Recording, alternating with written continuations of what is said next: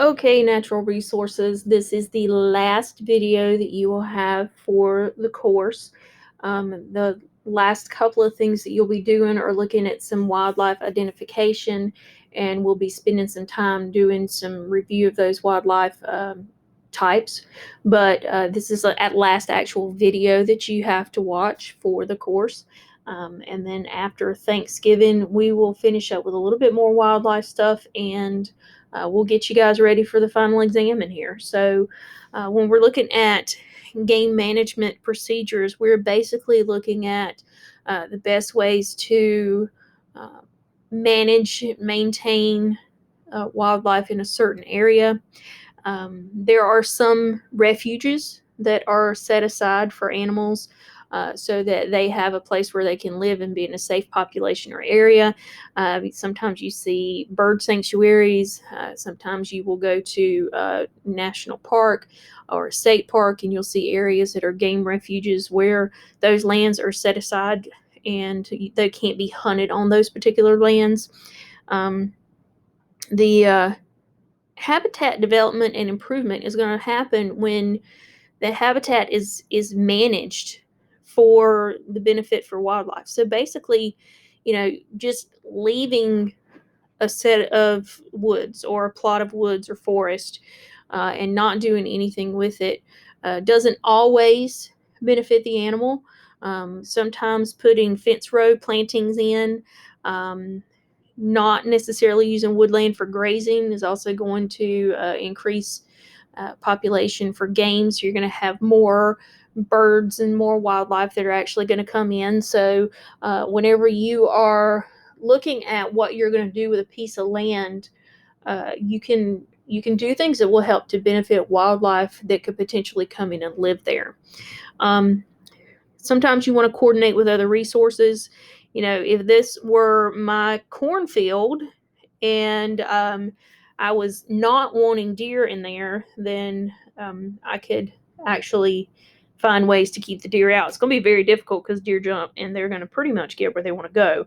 But there are times when you might want to leave just a little plot or have a food plot for them to eat so that they're more likely to eat their food plot and leave your crops alone. And so when we're looking at coordination with other resources, we're looking at trying to figure out a way that we can maintain the wildlife and manage what's there, but not have them come in and destroy our crops and our land either. Hunting, well, there's a lot of people that are anti-hunting, and then there's people that it's one of their favorite hobbies. So there are a lot of different opinions as far as hunting goes, but it is an important part of managing the wildlife population. When you live in an area where there's not a lot of hunters, you have more issues with things like people hitting deer in the road, because there's not anybody there to help control the population. I've lived in different areas of the state, and there were places where people were more likely to hunt versus where people were less likely to hunt. And I've noticed major differences in the amount of wildlife accidents because of the uh, the lack of hunting in some areas. So hunting seasons, bag limits, and having closed seasons also are an important way to help maintain the wildlife in an area. Too much wildlife can cause disease issues. We talked about carrying capacity earlier in the semester. With carrying capacity, it's the amount of animals that can live in an area and not overwhelm the resources that are there.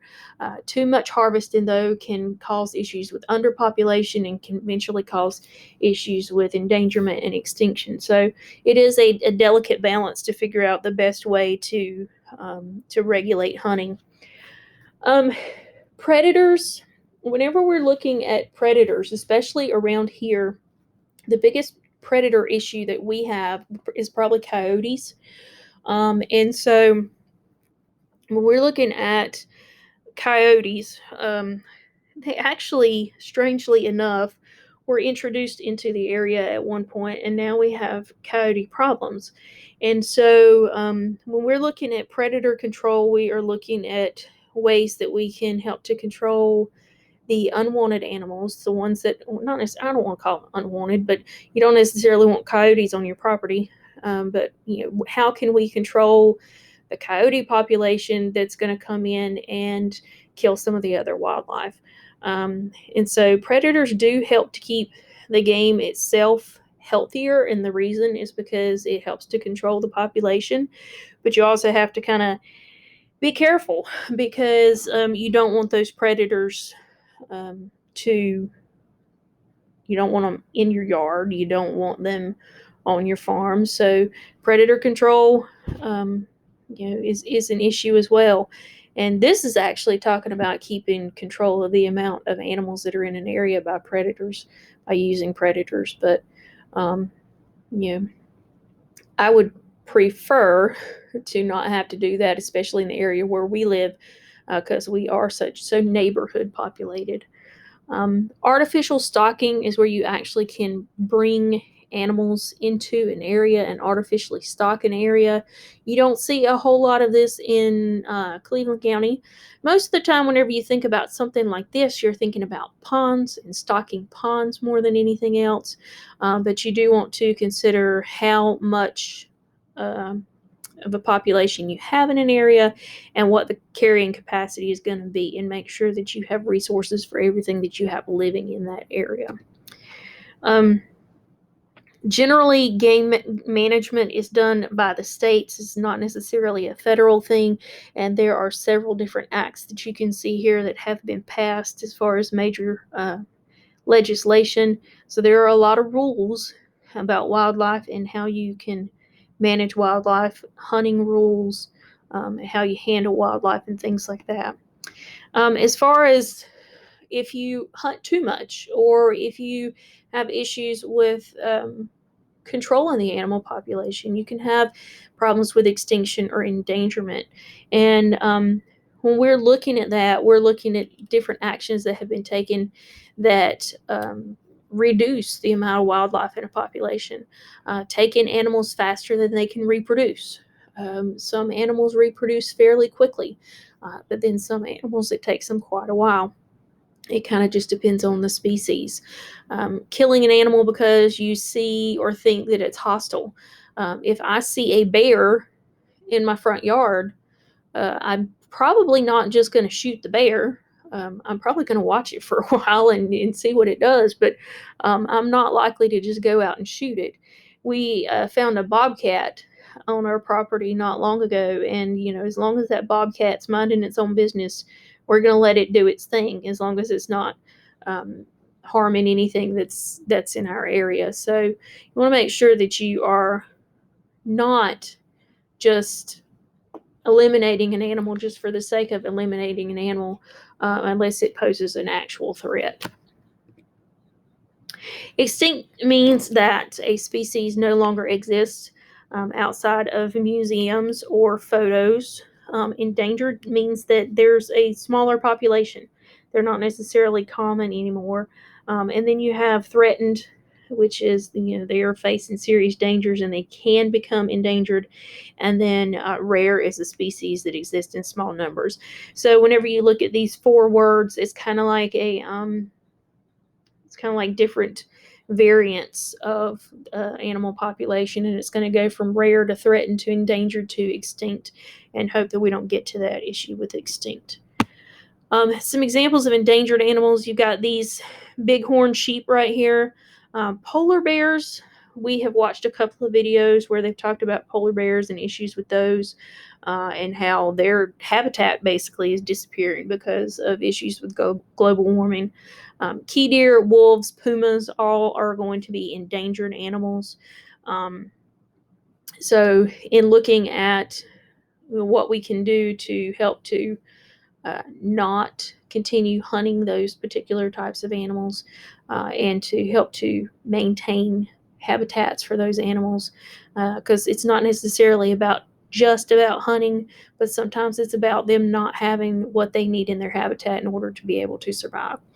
So some endangered birds, whooping cranes, prairie chickens, ivory-billed woodpeckers, and then the one that you probably are the most familiar with is going to be bald eagles.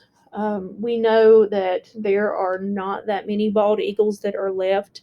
They're large, massive birds, and if you've ever had an opportunity to see one of their nests, you can see why they're endangered. Is just sheer size of them. Their nests are approximately the size of a king size mattress, and so you're looking at a massive nest that would be in a tree, and just difficult to maintain a population with an animal that's just so large like that. There's different types of endangered fish. There's a lot of those. In 1987, there were only 25 on the list, and as of now, there's 133. So that continues to grow as well. And that is going to lead us into the different types of wildlife. So this is where we get into the identification of wildlife. So make sure that as you carry on throughout your course pack that you are continuing to get those slides down that have the wildlife on them. Again, I'm not going to do a video on those because I would literally just be reading off of the slides. But do make sure that you check those out and look at the different types of wildlife. And we're wrapping up. So hopefully we'll be finished with all this stuff soon and everybody will do well on the final exam. So take care, and we'll continue working with wildlife for a few more weeks.